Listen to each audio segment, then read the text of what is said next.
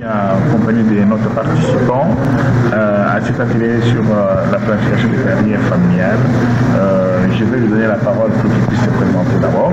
Mon nom c'est Alexis Pembe. Je suis venu participer à cet atelier que j'ai trouvé par le nom d'abord très intéressant. Et les détails étaient aussi vraiment intéressants. Oui, comment vous avez pu assister à l'atelier? Nous avons vu avec beaucoup d'attention.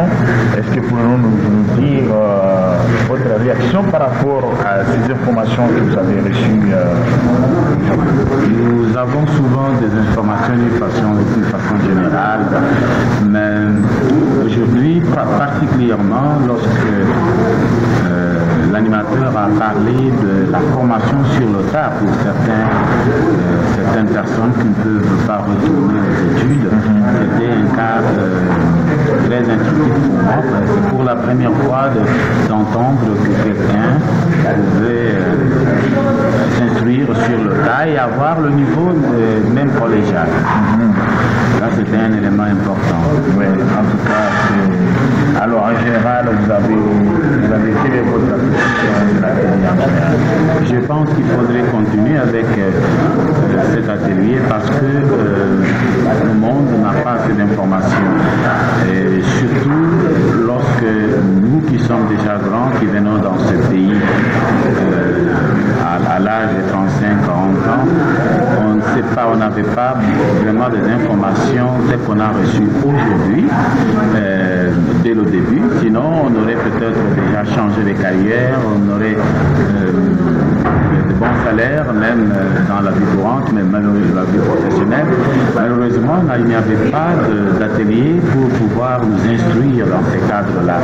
Alors, nous nous sommes ressaisis, parfois en retard, et tout était devenu déjà très lourd pour pouvoir changer de carrière. Mais ce n'est pas trop tard. Tel qu'on a entendu, on va penser à changer quand même de carrière pour quand même s'offrir un avenir professionnel meilleur. Et qu'est-ce que vous avez retenu par rapport à l'épouse, aux enfants? Parce que la planification, c'est pas seulement pour le père lui-même, c'est pour toute la famille qui l'accompagne. Bien sûr, en ce qui concerne l'épouse et les enfants, nous avons le même processus.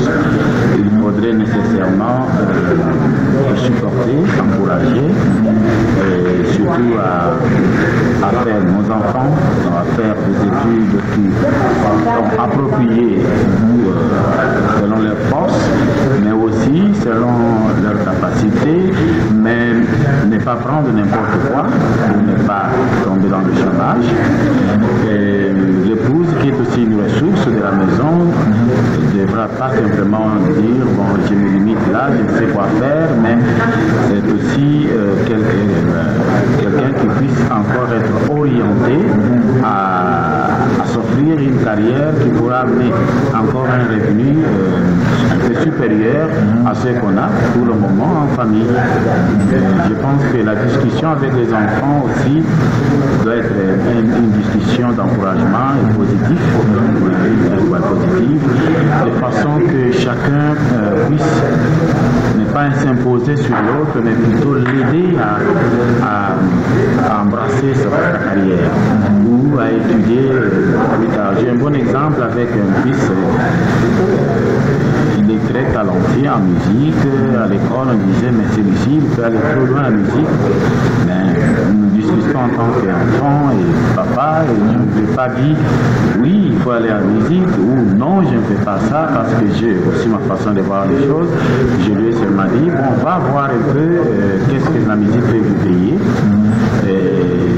Dites-moi. Ce sont des enfants qui connaissent l'ordinateur, il est allé voir les salaires, il a comparé, il dit, bon, je trouve qu'il faut faire quelque chose à côté de la musique. Donc on s'oriente, je sais ce que je veux dire, mais je ne peux pas lui dire tout court, directement comme une imposition, mais je l'aide à ce qu'il puisse réellement s'orienter. Je trouve que l'atelier a touché ce point-là.